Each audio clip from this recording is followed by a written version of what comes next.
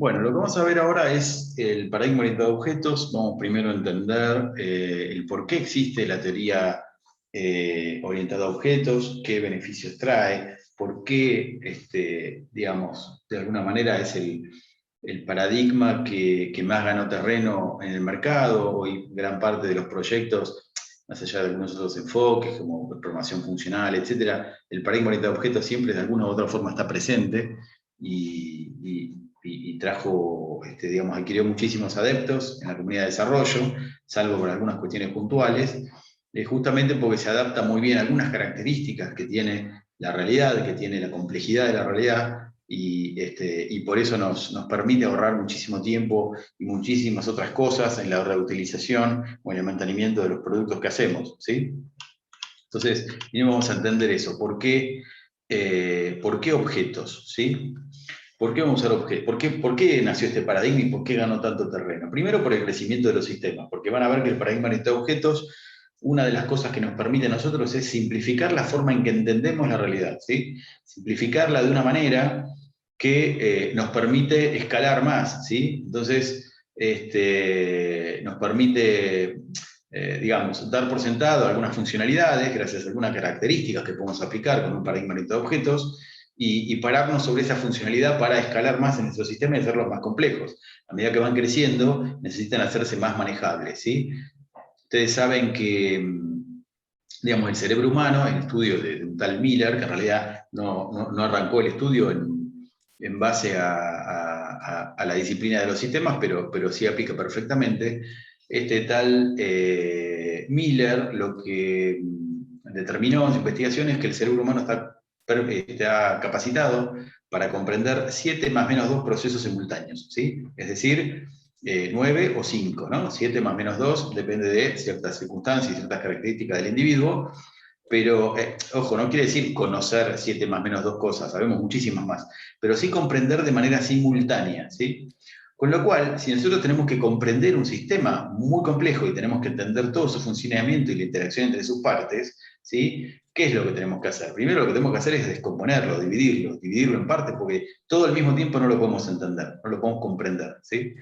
Bueno, justamente el paradigma orientado a objetos nos permite descomponer nuestra realidad en módulos que le dan cierta autonomía uno de otro y nos permite a nosotros dar por sentado cierta funcionalidad y poder escalar un poco más allá en las soluciones.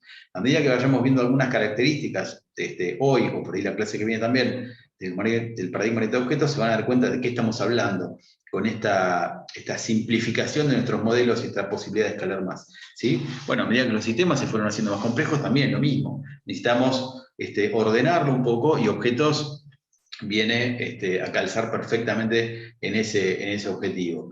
Por otra parte, la realidad es cambiante y sobre todo cuanto más compleja y más grande es la realidad que nosotros abarcamos como dominio del problema, más exposición al cambio tenemos, ¿sí? Cambio en el sentido de modificación de las reglas de su funcionamiento, modificación de sus elementos, cambios en el dominio. Algunos dominios son más volátiles que otros, pero todos a la larga sufren algún tipo de cambio, y los sistemas de información se tienen que adaptar.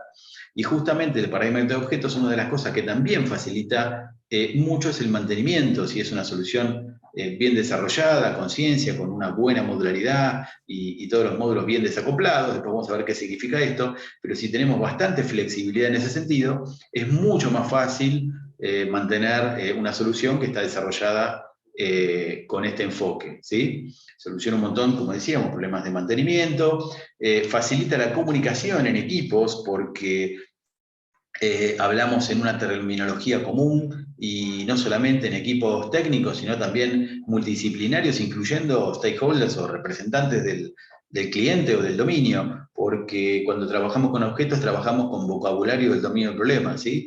Hablamos en términos y elementos que entiende el cliente o que entiende el usuario. Entonces, la comunicación es mucho más fluida y mucho más clara, nos permite validar mejor requerimientos y otra serie de cosas, ¿sí? Bueno, pero todo eso no es un argumento de venta, no es que les estoy vendiendo nada, sino que es lo que vamos a ver ahora, ¿está bien? Nosotros vamos a arrancar un poquitito desde el inicio. Lo primero que tenemos que hacer, por ejemplo, si queremos de alguna manera modelar lo que va a ser software después, es ¿qué cosa? Entender la realidad, tenemos que entenderla, ¿sí? Esa tarea se llama análisis. Al entender la realidad, es muy importante el rol del observador. ¿Por qué? Porque si bien uno trata de alguna manera objetivizar, ¿no? O digamos, sacar toda subjetividad en esa tarea de analizar y modelar, es decir, hay técnicas, hay estándares, hay patrones, hay un montón de cuestiones que se aplican, pero igualmente siempre hay algún sesgo subjetivo y hay algún punto donde el analista toma decisiones. Es muy probable que quizás en algún momento tome alguna decisión equivocada. Esa equivocación, ¿dónde va a saltar? Y va a saltar a medida que empieza a madurar el producto, ¿no? Si yo entendí algo más de la realidad, cuando empiezo a madurar un poco el producto y después trato de validarlo con el cliente o con alguien que lo pueda validar, me voy a dar cuenta que algo entendí mal, ¿sí? Entonces, el rol del observador es muy importante, porque es aquel que determina cuál es el dominio que vamos a encarar, o sea, qué es lo que entra, qué es lo que no. Hay cosas que están muy claras, que entra y que no, pero otras realmente donde hay que tomar decisiones y hay que saber qué incorporar o qué no de ese mundo que ya es bastante complejo, como para incorporarlo en un modelo que después va a terminar siendo un sistema, ¿sí? Entonces, tenemos que intentar observar objetivamente y tratar de deshacernos de toda esa subjetividad. En general no es una sola persona que analiza, son equipos, con lo cual ahí un poco digamos, se normaliza estas pequeñas subjetividades que puedan llegar a quedar en esta toma de decisiones, pero es un punto importante, ¿sí? Lo que hacemos cuando estamos entendiendo algo es hacer ¿qué cosa? Generar abstracciones, ¿sí? Cuando generamos abstracciones, generamos representaciones. Es decir, yo observo la realidad y digo, ok, esto es lo que entiendo de la realidad. ¿Y cómo lo puedo representar eso? Y de muchas maneras. Lo puedo representar con diagrama, lo puedo representar con texto, lo puedo representar no sé, con una foto, con un dibujo, con lo que sea, ¿sí? En general, utilizamos métodos para documentar esos modelos que son estándares, ¿no? Porque, digamos, si yo estoy analizando un dominio, por ejemplo, para llevar a un equipo y poder generar un modelo para después desarrollar software, no le voy a sacar una foto a la máquina industrial para la que tengo que hacer software. Probablemente documente su funcionamiento y documente los elementos que intervienen en algún lenguaje o en algún formato gráfico estandarizado que después entienda el resto del equipo, ¿sí? Bien. ¿Por qué el software es complejo? Y bueno, un poco por esto que decíamos, ¿no? Primero porque está representando un dominio que ya es complejo en sí mismo, ¿sí? Bush, creo que es lo que viene ahora, si no me equivoco. Exactamente, no lo quería spoilear por eso, pero lo que vamos a ver ahora es 5 características que identifica Bush de los sistemas complejos. ¿Por qué decimos que la realidad es compleja? No porque yo la miro y tengo la sensación de que es compleja, sino hay algunas características que están presentes en todos los sistemas complejos que identifica Bush y que después el paradigma orientado a objetos se va a ajustar perfectamente a esas características, ¿sí? Por eso es tan atractivo para el desarrollo de software. Por supuesto, en algunas circunstancias no, pero sí es bastante adoptado por la comunidad de desarrollo. Vamos a las características de los sistemas complejos. Lo que dice Bush es que identifica 5 características que están presentes en todos los sistemas complejos. Primero, los sistemas complejos generalmente tienen suertes de estructuras en forma jerárquica, ¿sí? En donde yo puedo ir descomponiendo, ¿sí? Es decir, un sistema está compuesto por otro, y a tu vez ese subsistema está compuesto por otros subsistemas, y así puedo ir descomponiendo hasta elementos que yo considero elementales. ¿Pero qué es un elemento elemental? ¿Qué considero yo que es un elemento? ¿Hasta dónde voy a descomponer yo? ¿Qué les parece? Ahora los llamo a opinar.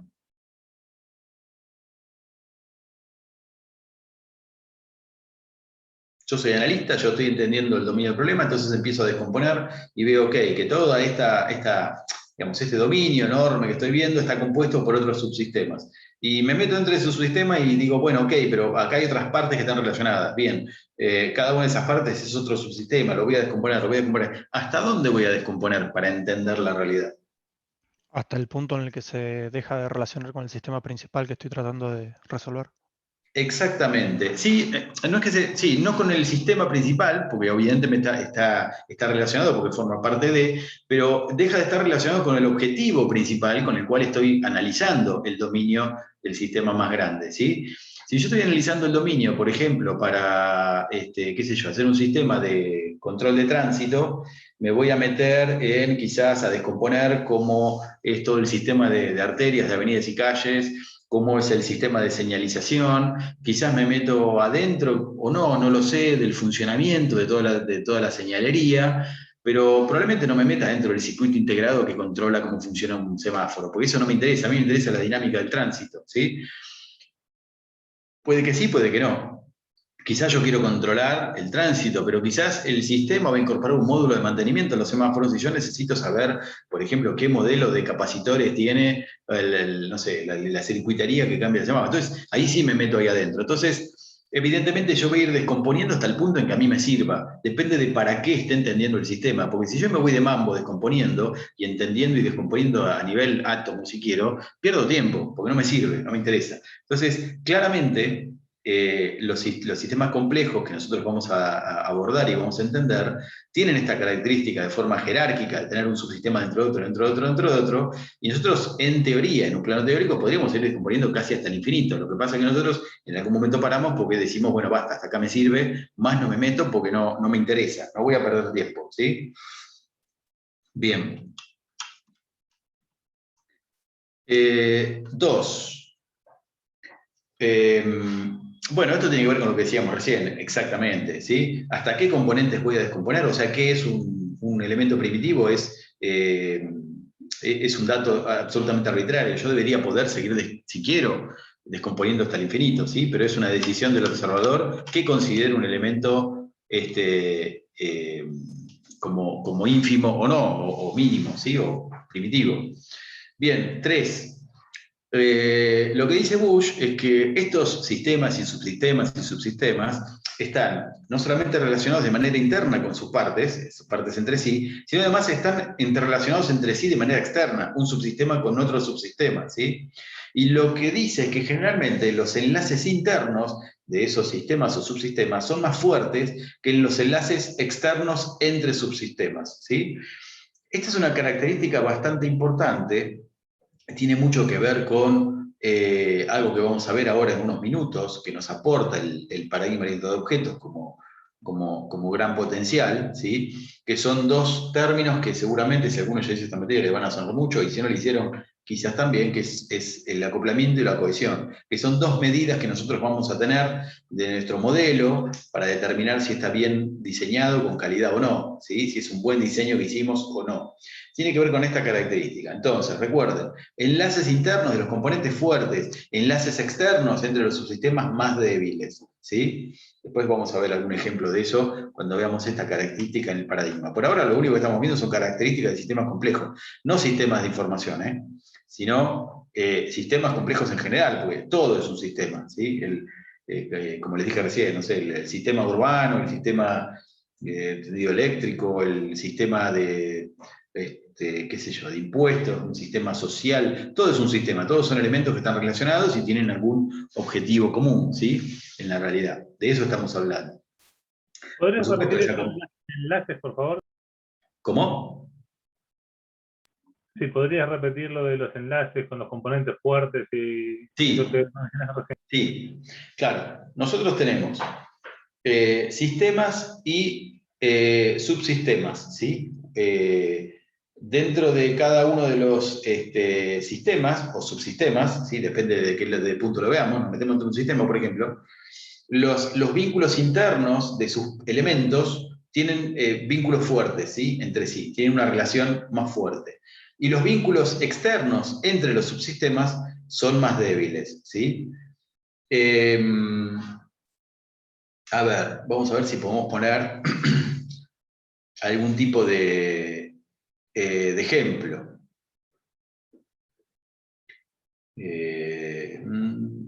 Tengo el sistema circular, no me voy a meter con algo médico porque por ahí seguramente voy a decir macanas. Tenemos un auto, por ejemplo. Tenemos un auto que tiene un sistema de combustión y de admisión de combustible y de emisión de gases después de la combustión, etc. Tiene además todo otro sistema eléctrico y tiene, qué sé yo, algunos otros subsistemas, inclusive la carrocería también en sí, un sistema, por supuesto, bastante más estático, pero tiene cierta funcionalidad también, con alguna cierta dinámica, y cada parte cumple su función, incluye quizá chasis y otra serie de cosas. Entonces, los vínculos internos de todas las partes, por ejemplo, del bloque del motor, están muy íntimamente relacionados. Si yo tengo, qué sé yo, los pistones que se mueven con sus camisas a través dentro del bloque, subiendo y bajando con cada explosión, y que van moviendo el cigüeñal que gira por sobre los cojines de bancada y todas las partes del bloque ese que se mueve dentro del motor, evidentemente esas partes están íntimamente relacionadas, ¿sí? Si de golpe tengo un pistón o tengo un problema en una junta y se empieza a filtrar aceite, se me empasta algo y no funciona bien, evidentemente todo el bloque va a dejar de funcionar, ¿sí?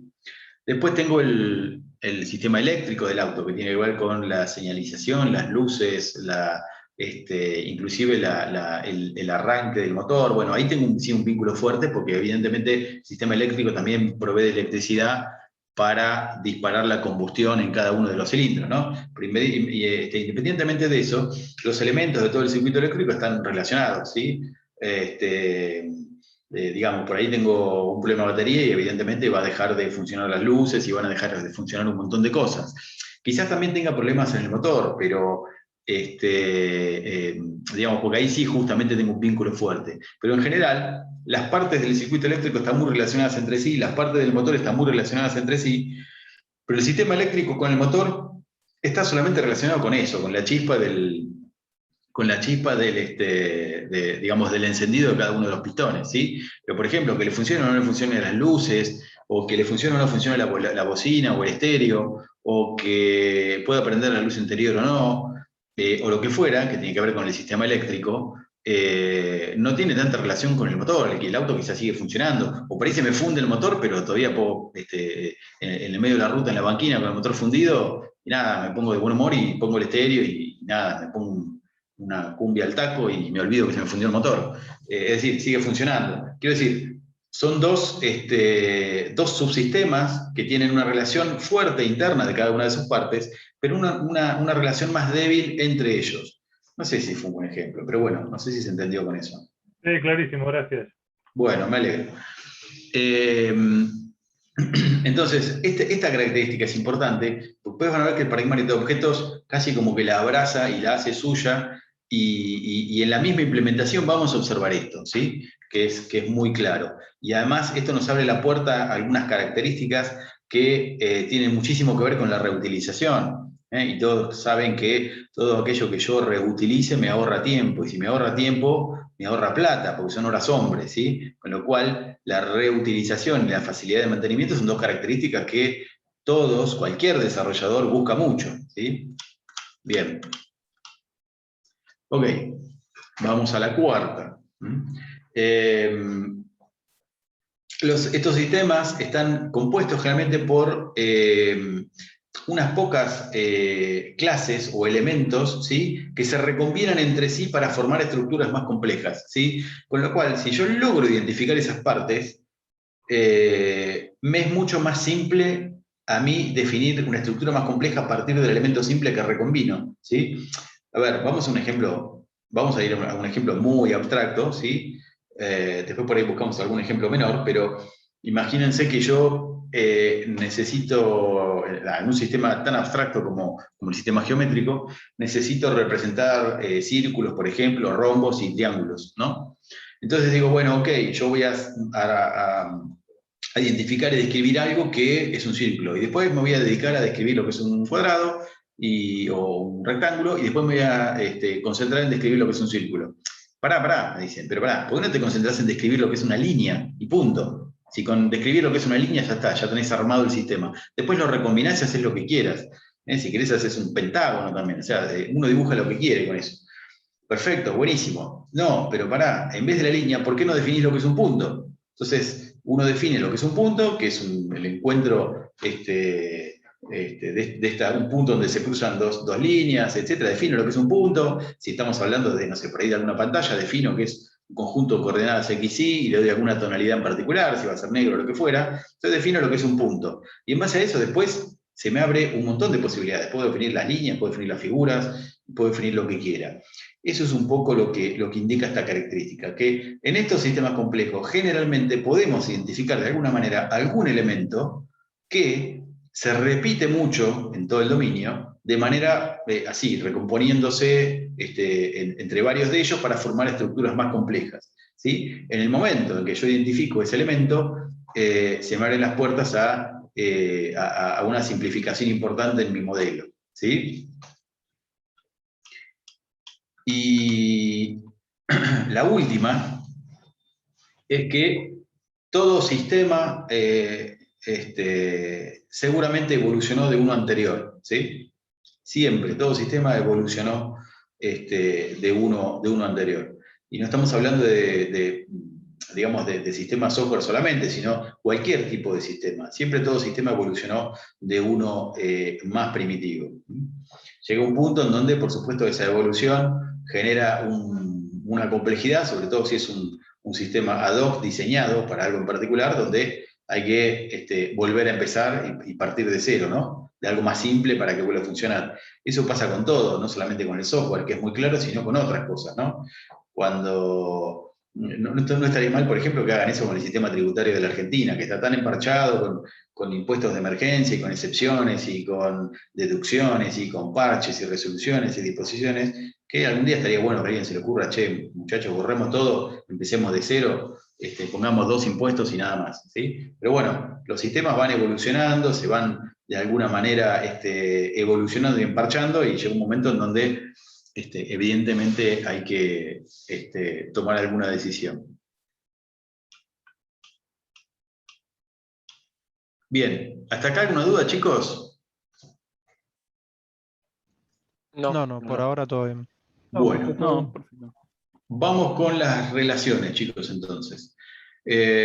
Vamos a encontrar entre estos elementos 2 tipos de relaciones jerárquicas. Después vamos a encontrar otra que no es jerárquica.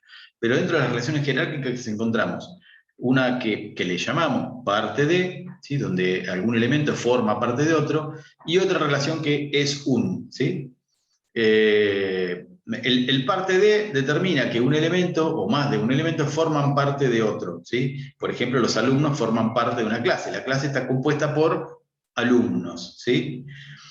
Y el es una relación de generalización-especialización, ¿sí? Es decir, por ejemplo, un alumno es una persona, un docente es una persona, ¿sí? Ahí hablamos de generalización y de especialización, ¿sí?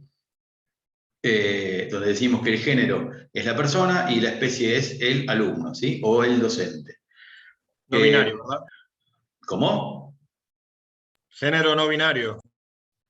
Bueno, sí, también, obviamente, sería el alumne o el docente o persona, sí. Entonces, esta relación de es un nos permite a nosotros determinar lo que después en objetos vamos a conocer como herencia, que es algo que nos permite reutilizar muchísimo, ¿sí? Y lo vamos a ver cuando lo veamos implementado. El hecho de generalizar ciertas características de un conjunto de elementos que tengan en común y determinar que todo eso es ¿sí? Esta pertenencia al género principal, me permite reutilizar muchísimo. Bien, bueno, esto ya lo charlamos un poco, ¿no? ¿Por qué descomponemos? ¿Por qué es importante descomponer? Descomponer, cuando estamos ante una realidad compleja, lo primero que tenemos que hacer es descomponer para poder, bueno, vencer, dice acá, ¿no? Divide y vencerás.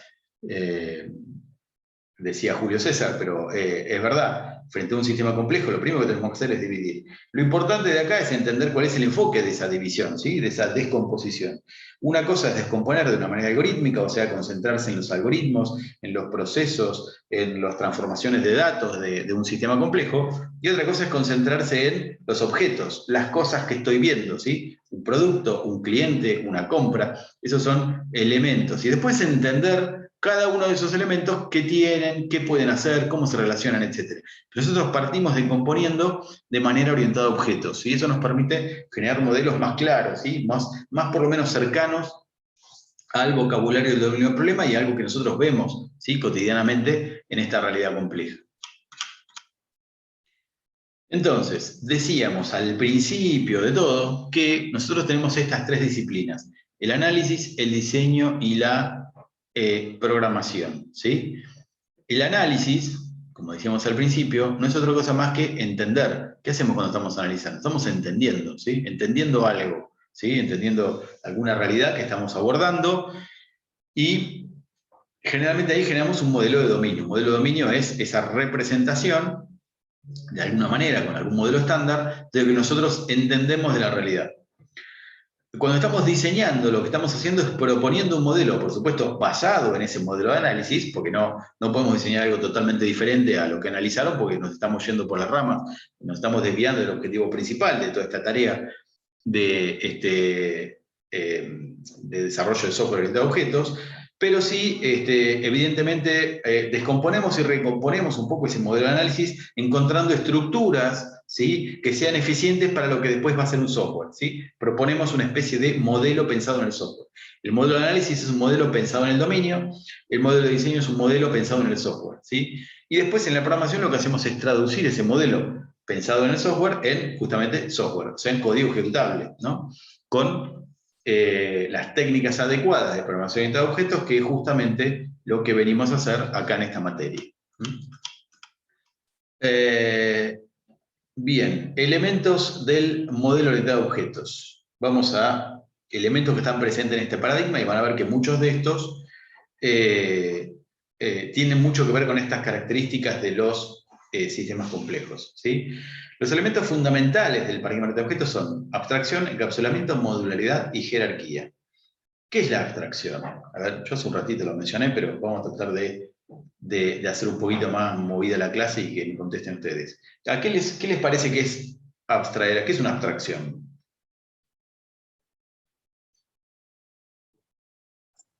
Una abstracción es sacar algo de la realidad y hacerlo de forma ¿cómo sería? No me sale la palabra, pero una idea, o sea, algo que no sea físico, no tangible, pero basado en algo real.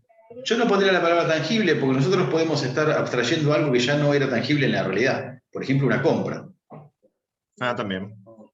La compra, por ejemplo, es algo que yo voy a entender intelectualmente como objeto, pero no es algo que pueda guardar, envolver en un papel, tirarlo, o se me caiga de una alacena. No es algo físico, ¿sí? Es un concepto. Sin embargo, también es algo de la realidad que yo puedo abstraer. Está muy bien lo que decís, tomar algo de la realidad y llevarlo a esta palabra que a vos no te salía, a una representación, ¿eh? La abstracción es una representación de ese elemento que estamos trayendo del dominio. En esa acción de abstraer, va a haber algunas características que nosotros no vamos a poder representar simplemente por una limitación física, ¿no? Por una limitación justamente de esta acción de modelar. Por ejemplo, ¿cómo puedo representar, por ejemplo, una lapicera? ¿Cómo representaría una lapicera? Y de muchas maneras, qué sé yo, puedo generar un texto que la describa, puedo hacer un dibujo de la lapicera, puedo hacer un esquema, un diagrama, puedo sacar una foto, qué sé yo. Hay muchas maneras en que yo puedo representar, puedo hacer una réplica en cerámica, qué sé yo. Sin embargo, en cada una de esas maneras de representar ese elemento real, que es la lapicera, algo me pierdo en el camino, porque evidentemente, aunque yo haga un dibujo excelente de esa lapicera, va a haber cosas que no voy a poder representar, como por ejemplo su textura, su peso, si es suave al tacto o es áspero, si le saco una foto lo mismo, si lo describo textualmente, bueno, qué sé yo, quizás alguna de esas cosas sí, si yo soy un escritor tremendo y resulta que me genero 16 páginas describiendo una lapicera y el que lo lee realmente se le cae una lágrima, lo emociona porque tengo una capacidad de redacción y de prosa impresionante y todos realmente sienten que están agarrando esa lapicera. Pero claro, cada uno que lo lea va a imaginarse que agarra una lapicera diferente porque hay algo que está librado a la imaginación del lector, con lo cual, por más perfecto que sea el texto, va a haber cosas que yo no voy a poder representar de esa lapicera. Con lo cual, ya por el solo hecho de abstraer, hay características que no puedo representar. Pero además de eso, va a haber otras características que no voy a representar porque no quiero, ¿sí? Porque... ¿por qué? A ver, ¿por qué se imaginan que va a haber características que no voy a querer representar? O sea, Porque no porque sé qué- no las considero relevantes. Claro, Porque no me quizás sirven, tiene- exactamente, no las considero relevantes para mi objetivo. Yo estoy analizando algo para hacer algo, por ejemplo, desarrollar un software quizás de inventario de una librería. Y para el inventario de la librería, por ahí, de la lapicera, lo que me interesa es, qué sé yo, la marca, el color, el trazo, no sé, el material como mucho, no creo que mucho más que eso, ¿sí? Probablemente, qué sé yo, no me interese el peso, o quizás no me interese qué aleación de aluminio tienen, qué sé yo. Hay un montón de cosas que seguramente no me van a interesar. Si en cambio, por ejemplo, quizás es un software para la industria de esa lapicera, los que lo están fabricando, seguramente sí me meta en recuperar algunas características. Quizás el caso de la lapicera no es el más claro, porque es un elemento bastante simple, pero por ejemplo, alumnos, ¿sí? Si yo necesito representar a un alumno me pide un sistema para la UAI, para registro de alumnos y presentismo y lo que fuera, y me dicen, bueno, tengo que generar una representación del alumno. ¿Y qué voy a identificar del alumno? Y el alumno tiene un montón de cosas, tiene nombre, apellido, tiene legajo, tiene edad, tiene un color de pelo, estatura, tiene, qué sé yo, una orientación política, tiene una dirección, quizás tenga un auto o no, qué sé yo. Bueno, de todas esas cosas, seguramente algunas me interesen y otras no. Si yo lo único que necesito es que esté presente, me basta con nombre, apellido y legajo, ¿sí? Y nombre y apellido, por lo menos para tratarlo por su nombre, pero si no, solamente me bastaría con el legajo en teoría. Pero claramente, si quizás, por ejemplo, ese mismo software además va a tener un módulo para UAI Salud, porque los alumnos que tengan cobertura en el plan de salud de la universidad, además le van a registrar, no sé, el grupo sanguíneo, si es o no diabético y otra serie de cosas. Bueno, entonces quizás sí agarro esas características y las incluyo en mi abstracción. Entonces, en esta acción de abstraer, ¿sí? Hay mucho también de decisión del analista, qué sirve y qué no sirve. Y es muy común también que en algunas segundas iteraciones nos demos cuenta que hay algunas cosas que nosotros recogimos en esa abstracción que no sirven y las tengamos que desechar, u otras que nos olvidamos de recoger y que las necesitamos más adelante. Por ejemplo, seguimos avanzando con el sistema, en el momento que lo estamos implementando, resulta que nos olvidamos de la edad del alumno y quizás de golpe en alguna reunión, en algún relevamiento, nos surge que, no sé, los alumnos que son por ahí mayores de determinada edad, no sé, hay una tolerancia mayor con el presentismo porque lo que fuera, qué sé yo, estoy inventando cualquier cosa. Bueno, che, qué macana, no recogimos la edad del alumno, y el alumno no tiene esa característica según nuestra abstracción, tenemos que incluirla. Entonces, el modelo se va depurando, ¿no? Pero bueno, igualmente, en algún punto, obviamente el analista tiene que tomar alguna decisión, no va a hacer cualquier cosa porque en estas iteraciones no es que tengo que volver a rehacer todo el modelo. Seguramente parto de algún modelo relativamente estable, ¿sí? Sobre todo, un buen analista con buena cancha se da cuenta qué características sirven y cuáles no para la abstracción que yo necesito para mi modelo, ¿sí? Bien, encapsulamiento. ¿Qué es el encapsulamiento? El encapsulamiento es ocultar detalles de implementación, ¿sí? Bueno, es ocultar detalles de implementación. ¿Qué es ocultar detalles de implementación? Digamos, exponer solo lo necesario, ¿no? Y encapsular la forma en cómo lo hace, ¿sí? O cómo está implementado eso que se está exponiendo. Vamos a poner un ejemplo, que suelo poner siempre y que me parece que es bastante gráfico, aunque ridículo, es bastante gráfico. Imaginemos que yo puedo salir de la ruta sin registro y me voy a ir a comprar un auto, ¿sí? Llego al concesionario y le digo al concesionario que me dé un auto que quiero ir a, no sé, qué sé yo, a algún lado. Me quiero ir a Córdoba, por ejemplo. O me quiero ir a la costa. Enseñame cómo se usa, le digo, y me gusta ese que está ahí, ese color bellecito. Explícame cómo hago para llegar a la costa, cómo se usa y cómo funciona, y te lo compro. Bueno, perfecto, me dice. Mirá, vos tenés este pedal que es el acelerador, cuando vos apretas acá, esto está tirando de una tripa que abre una válvula de admisión, entra aire además, se mezcla, esa es una mezcla comburente, aire, combustible, aire, eso se inyecta a través de estos canales en un habitáculo, donde una chispa genera una explosión, esa explosión genera un empuje del pistón, con el cigüeñal y con el qué sé yo, y que bla, bla, bla, y que bla, bla, bla, y al mismo tiempo se lubrica con el aceite que viene de este lugar. Bueno, me explica 200 millones de cosas, y resulta que yo salgo muy confundido de ahí, ¿no? Así que puedo salir manejando, probablemente esté medio estresado, ¿no? Quizás todavía no salí de Capital y ya estoy medio estresado porque estoy pensando en todo lo que estoy haciendo, ¿sí? Estoy escuchando el motor y digo, mira, hoy estoy pisando un poquitito más y aumenta esta revolución, está haciendo que la explosión, está haciendo que empuje un poco más el cigüeñal, y estoy pensando en 200 millones de cosas, ¿sí? Entonces realmente se me complica mucho. Entonces vuelvo un poquitito las cosas para atrás y voy a la agencia y le digo, mira, quiero ir a la costa, enséñame a manejar, enséñame cómo funciona. Y el agenciero me dice, mira, si a vos te interesa mucho la mecánica, yo te dejo el manual en la guantera. Si vos querés, lo desarmás y lo armás las veces que quieras el auto. Pero si vos lo que querés es llegar a la costa, lo único que necesitas saber son estas 4 cosas.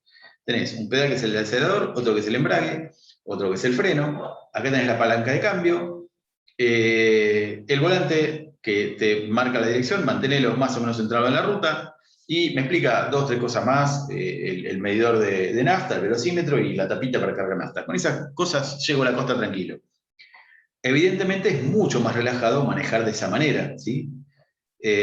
Seguramente voy más relajado, me tomo el tiempo, paro ahí en Atalaya a tomarme un par de medialunas, me tomo el tiempo que quiero, voy en el mismo viaje, voy pensando qué voy a hacer cuando llegue, cuando llego, qué sé yo, me voy a ir al puerto, me voy a encontrar con algunos viejos amigos, nos vamos a comer algunos jornalitos fritos y después me voy a dormir temprano, que el otro día me voy a la playa, o sea, empiezo a escalar un poco más en mis planes, ¿sí? ¿Por qué? Y porque mi mente está un poco más libre usando el auto, ¿sí?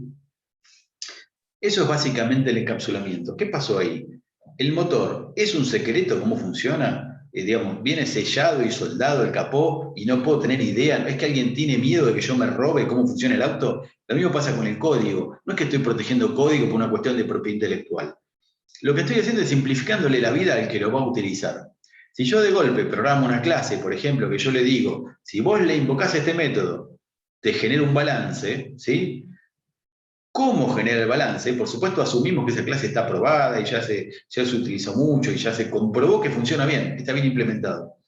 Entonces, estamos desarrollando un sistema y yo reutilizo esta clase y le digo al equipo, miren, use esta clase que les genera el balance, ustedes simplemente con poner de dónde lee todos los asientos y todas las cuentas que necesita leer, les genera el balance. Ok, ¿ustedes creen que alguien del equipo se va a poner a mirar el código de cómo genera el balance? ¿A perder el tiempo, a pasarse una semana entendiendo cómo es todo el proceso para un cierre de balance? No, lo utilizan simplemente, ¿sí? Invocan desde algún lado el método, generan un balance. ¿Y eso qué permite? Que todo ese tiempo se dediquen a otra cosa, a escalar el sistema, a hacerlo un poco más inteligente, agregarle otros módulos, ampliar un poco el alcance, el dominio, o no, o hacerlo más rápido y más barato, ¿sí? Eso es básicamente la potencia del encapsulamiento, ¿sí? Ocultar detalles de implementación que no necesito conocer. No es que no deba conocer, sino que no necesito conocer. Por otra parte, no solamente simplifica el uso, sino que además protege también el uso. ¿Por qué? Imaginemos que este auto que yo compro para ir a la costa, no solamente expone el pedal de freno, acelerador, etcétera, y el volante y la palanca de cambio, sino que además no tiene tablero. No tiene tablero y yo tengo acceso al motor, y puedo meter la mano y tiro de alguna tripa y muevo un poco algún ventilador o corro del lugar, lo que fuera, y puedo tocar un montón de cosas. Yo digo, uy, es un despelote manejar este auto, tengo 200 millones de controles. En realidad no, yo de todo eso, lo único que tengo que tocar son 4 o 5 controles, no más que eso. Pero si yo expongo todo hacia afuera, cabe la posibilidad de que alguno meta la mano donde no la tiene que meter, rompa algo, ¿sí? O el auto de golpe se para en medio de la ruta y no sepamos por qué, ¿sí? Entonces, también se trata de eso, ¿no? De proteger, pero no porque el tipo sea malo. No es que si yo expongo demasiado, por ejemplo, de mi programa, el que va a usar la clase, por malo nomás, la va a usar mal para romperla. Sino que simplemente genera muchas más opciones que el usuario de esa clase o de ese módulo no necesita. Entonces, existe la posibilidad de que invoquen algo de manera equivocada. Con lo cual, siempre lo que hay que hacer es exponer lo mínimo posible y necesario para que ese módulo, esa clase o lo que fuera, sea funcional en donde se está utilizando, ¿sí?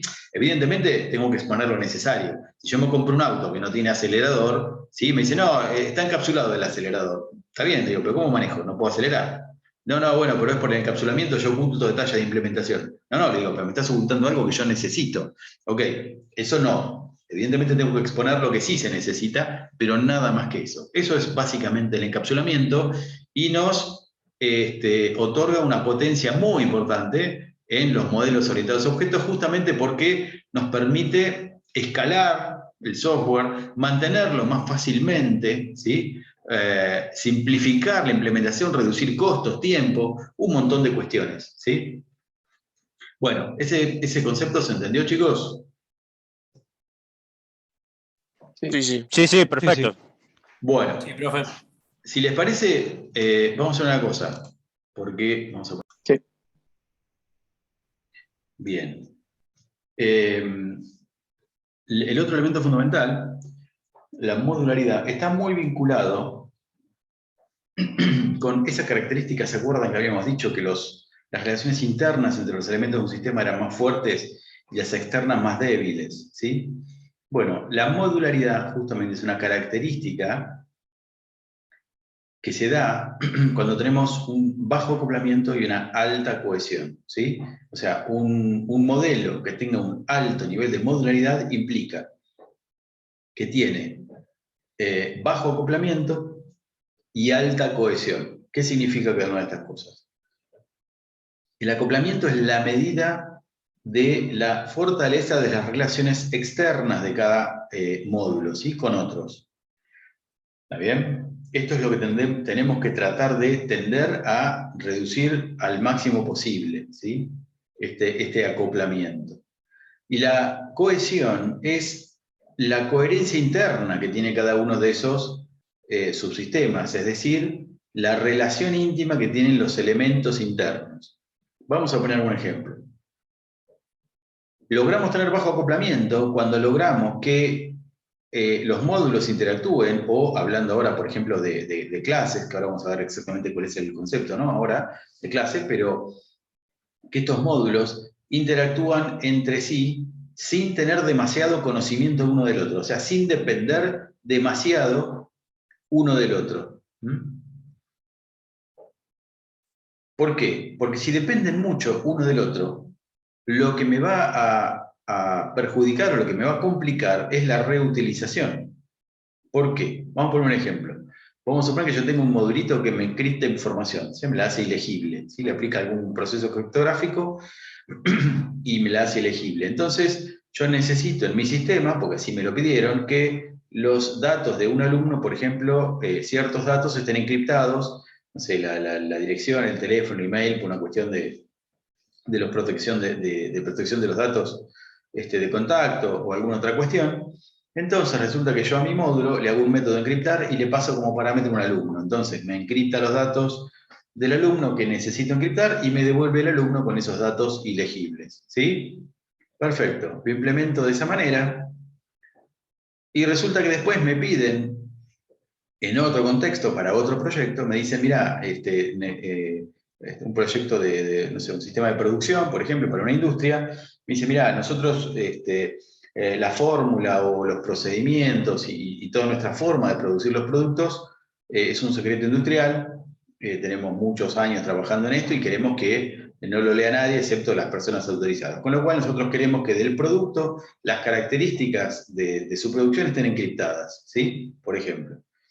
Perfecto, digo, bueno, yo ya hice esto porque ya me pidieron encriptar en otro lugar, así que voy a buscar ese modulito y me lo voy a poner acá. ¿Cuál es el problema ahí? El módulo que encripta información, ¿qué espera como parámetro? Un alumno. ¿Cómo hago yo en un sistema de producción para pasarme un alumno si no tengo alumno? Entonces, ¿qué pasó ahí? Cuando yo originalmente diseñé estas clases, las hice con demasiado acoplamiento. El módulo de encriptación necesita conocer demasiado del alumno para poder funcionar. Ese acoplamiento me está impidiendo reutilizarlo. Entonces, si yo reduzco esa dependencia, reduzco ese acoplamiento, por ejemplo, haciendo que solo me encripte cadenas de texto, entonces lo que acepta el módulo de encriptación son cadenas de texto. Entonces agarro la dirección del alumno, se la paso y me la encripta, le paso no sé, el teléfono, el correo electrónico y me lo encripta, lo que fuera. Ese módulo me va a servir perfectamente también en el otro contexto, donde le paso una fórmula de producción y me la encripta sin ningún problema. Y esa clase no la toco. No tengo que tocar nada de lo que tiene hecho adentro. ¿Se entiende? Entonces, el acoplamiento, esta dependencia entre módulos, hay que reducirla todo lo posible.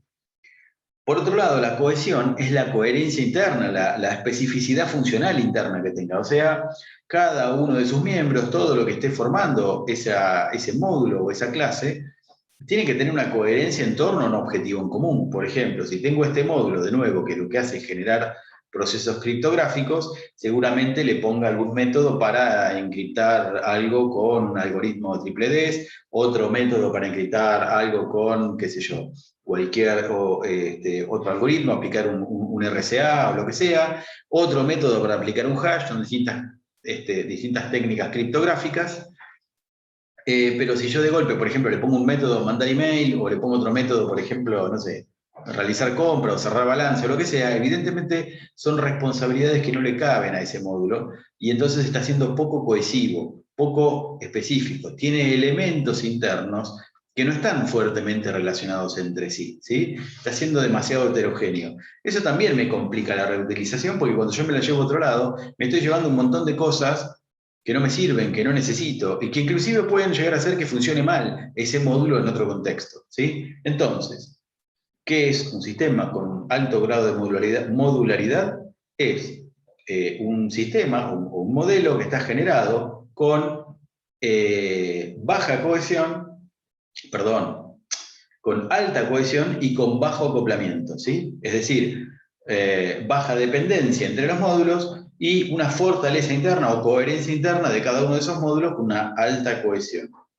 ¿Sí? ¿Se entendió este concepto, chicos? Bien. Sí, profe. Sí, sí. Sí, profe. Bien. Buenísimo. Es como que Bien. un módulo de función solo hace hace una tarea específica, digamos. Exactamente. No sé si diría una tarea porque es demasiado simple, pero sí por lo menos unas pocas tareas y todas ellas muy relacionadas con un objetivo en común, con cierta coherencia. ¿Está bien? Bien.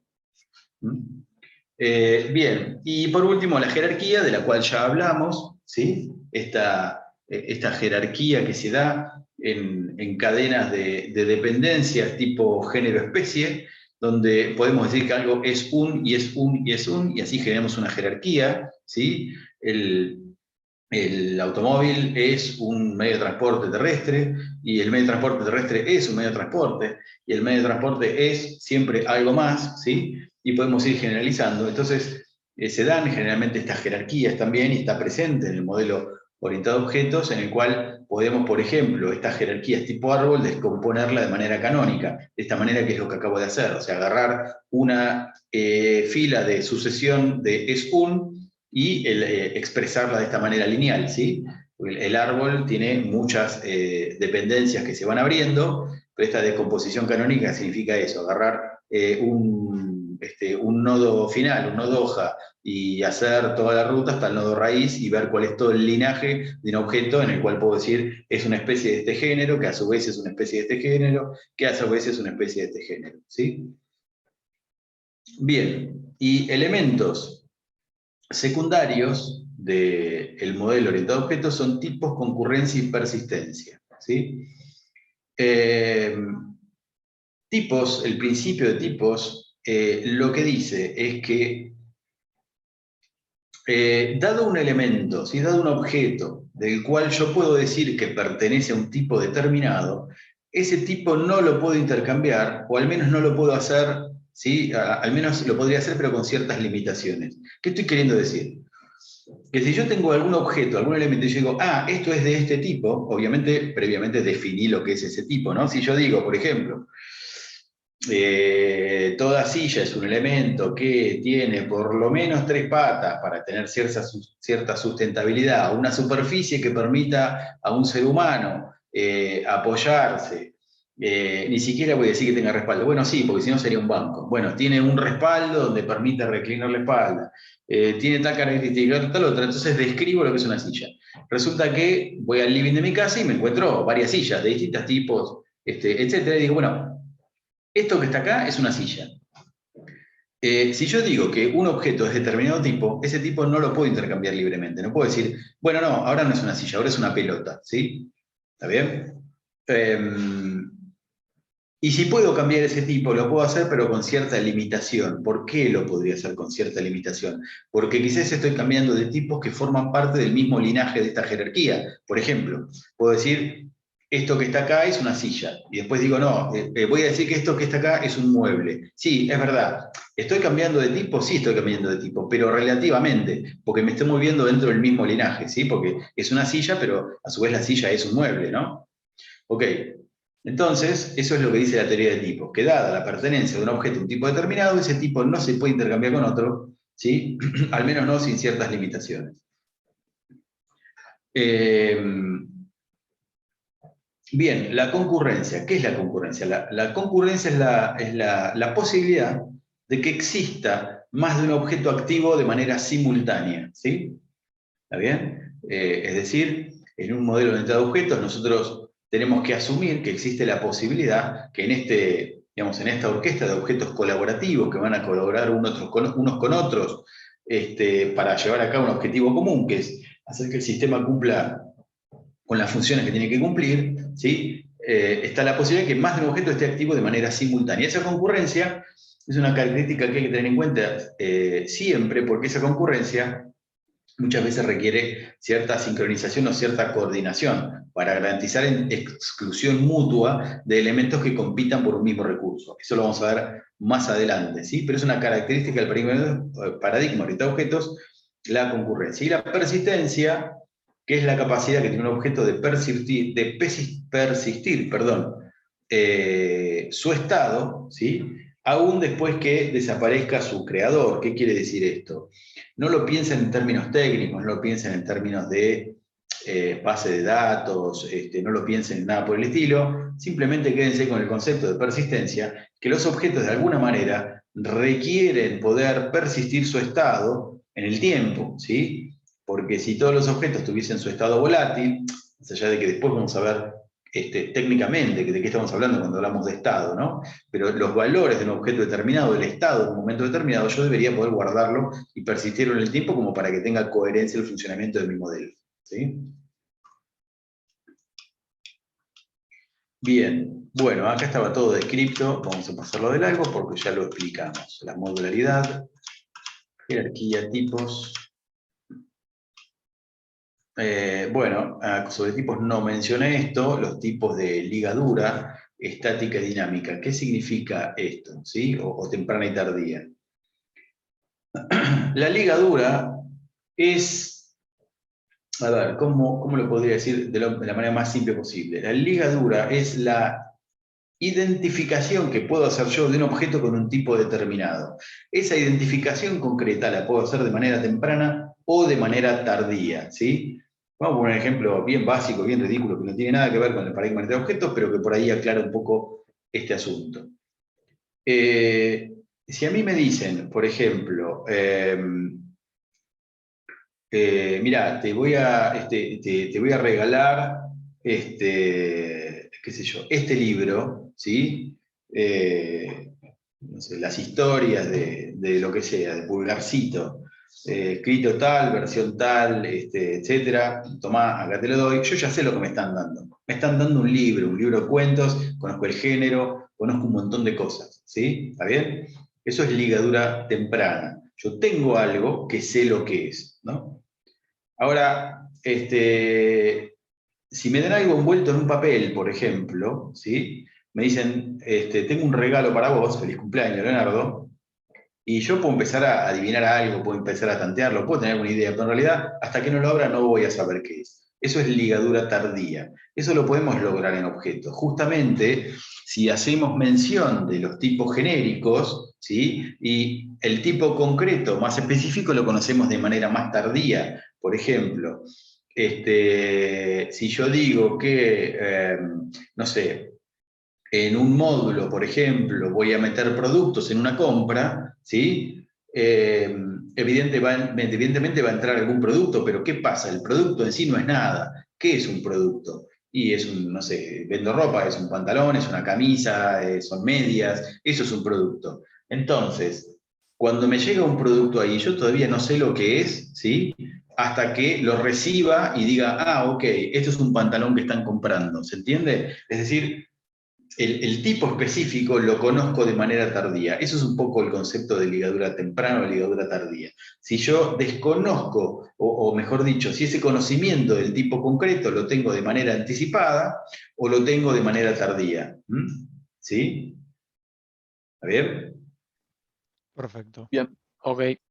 Veo una sombra en mi jardín y digo, che, ahí hay algo, ¿sí? ¿Qué hay? No tengo idea, pero hay algo, porque algo se mueve, no sé qué es, ¿sí? Es muy distinto a si, por ejemplo, está la luz prendida y miro por la ventana y digo, hola vecino, ¿cómo le va? Y yo sé quién es fulanito de tal, y se levantó temprano y tiene puesto una camisa a raya, porque lo estoy viendo, ¿sí? Entonces, ligadura temprana, ligadura tardía. Bueno, me pongo más ejemplos porque creo que quedó claro.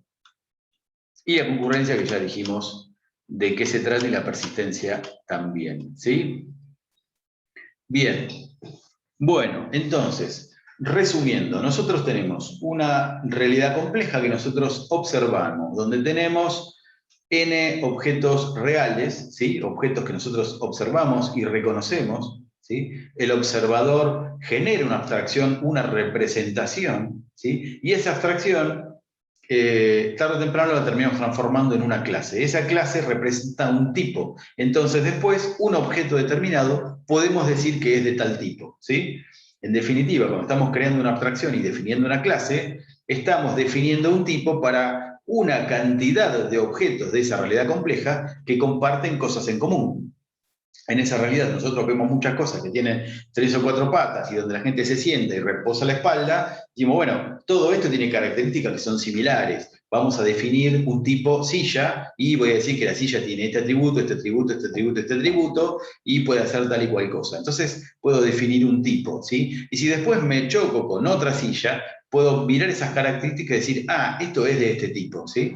Puedo identificarlo como de ese tipo. Esta es un poco la tarea de la generación de los modelos y cómo vamos a generar nuestro sistema de manera orientada a objetos. Fíjense que estamos dividiendo la realidad y concentrando nuestra atención en los objetos del dominio del problema, que es la realidad, ¿no? El dominio del problema es lo que llamamos la porción de la realidad que estamos observando. Por eso se llama orientado a objetos, ¿sí? Es en aquello en lo que nosotros ponemos foco para generar nuestro modelo, ¿sí? Y después, bueno, de esas clases, una vez que generamos esas clases, lo que podemos hacer es generar instancias, o sea, objetos en memoria que son de este tipo, porque la clase representa un objeto real y una vez que definimos ese tipo, en nuestro sistema en funcionamiento, creamos una instancia. Por ejemplo, el objeto virtual 1, este objeto que está en memoria, puede ser la silla de la cabecera de mi mesa, que tiene 4 patas, un respaldo, y tiene apoyabrazos, y tiene un estilo Luis XV,